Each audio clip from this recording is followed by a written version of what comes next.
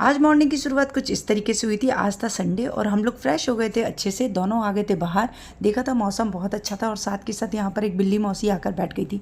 बिल्ली मौसी रोज़ मेरे घर पर आ जाती है, जब जब मैं पूजा कर कर आती हूँ साथ में मेरे बैठती है।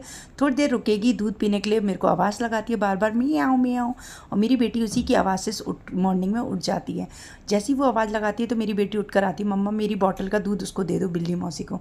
और जैसे ही मैं इसको दूध देती हूँ थोड़ी देर पिएगी, सोएगी और फिर उसके बाद चली जाती है। देखिए जंगली जानवर कोई भी हो, सबकी हमें सेवा करनी चाहिए। जो बेजुबान होते हैं उनकी सेवा तो ज़रूर करनी चाहिए, और इनके लिए सिर्फ हम ये सारी उम्मीदें हमसे ही लगाए बैठे होते हैं। तो इसलिए हर एक बंदे से मेरी रिक्वेस्ट है, उनका ख्याल रखना चाहिए। जानवर कोई भी हो, ऐसा नहीं है। हिंदू समाज में कहा जाता है कि बिल्ली को नहीं पाला जाता, लेकिन जानवर कुछ भी होता है ना, बेजुबान, सब में एक आत्मा होती है, एक जीवन होता है, शरीर होता है। तो उनके लिए तो सिर्फ हम ही डिपेंड है। तो इसी तरीके से फिर मैंने थोड़ी देर बच्चों को खिलाया यहाँ पर, और बिल्ली मेरी कार पर आकर अचानक बैठ गई थी। वृंदा कह रही थी मम्मा मेरे को मेरी गोदी में दे दो बिल्ली मौसी को, लेकिन बच्चे, ये जंगली जानवर है, एक इधर उधर घूमता रहता है, तो ऐसे नहीं, इसे दूर रखा जाता। जंगली जानवर का कोई भरोसा नहीं होता कब आप पे वार कर दे। इसी प्रकार से अपना ख्याल खुद ही रखो, वो ज़्यादा अच्छा है। उसके बाद थोड़ी देर मैं बच्चों को खिलाती रही, सावन के झूले का गाना गाती रही, जिससे कि बच्चों को पता चले कि देसी गीत क्या होते हैं।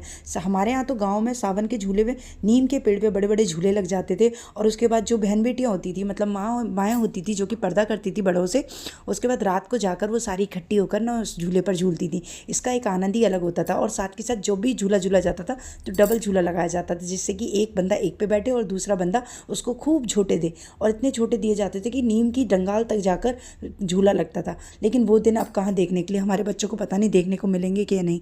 ऐसे पुराने दिनों को तो याद कर कर आज बड़ा अच्छा फील होता है कि हम उस ज़माने से हैं जब हमने खूब मस्ती, जब मोबाइल नहीं हुआ करते थे, टीवी नहीं हुआ करती थी। टीवी हुआ करती थी तो एक दो घर में हुआ करती थी, और जाकर हम लोग शाम को एंजॉय करते थे, खेलते थे। काफ़ी ऐसे गेम थे। लेकिन उसके बाद देखिए मैंने हरियाली के मौके पर मैंने सोचा था क्यों ना मैं अच्छे से चूड़ी वूड़ी वेयर कर लूँ, तो मैंने रेड चूड़ी वेयर करी थी। उसके बाद मैं आपको गार्डन दिखाती हूँ। ये जो छोटा सा गार्डन मैंने अपने नोएडा वाले घर में बना रखा है, बहुत ही कम एरिया है, लेकिन मैंने बड़ा अच्छा सा मेंटेन कर रखा है।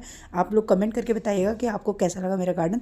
दूर से अगर मैं आपका व्यू दिखाऊँ अपने घर का, यहाँ पर पीछे एक आर्टिफिशियल घास लगा रखी है नीचे, जिससे कि गंदगी ना हो, घर में ना आए, बच्चे पैदल घूम सकते हैं। एक छोटा सा झूला हैंग किया है, आप भी कर सकते हैं। ये एक छोटा सा विला मैंने जो परचेज़ किया था, उसके बाहर ऐसे अच्छे से डेकोरेट कर रखा है। और ये है एंट्री पॉइंट, यहाँ से हमारे घर के लिए जाते हैं। सामने ड्राइंग रूम है, आप देख सकते हैं, ये एंट्री पॉइंट है। और यहाँ पर ग्रीन ग्रास साथ के साथ हरियाली है, जैसे कि मैंने बहुत ही नीट एंड क्लीन कर रखा है।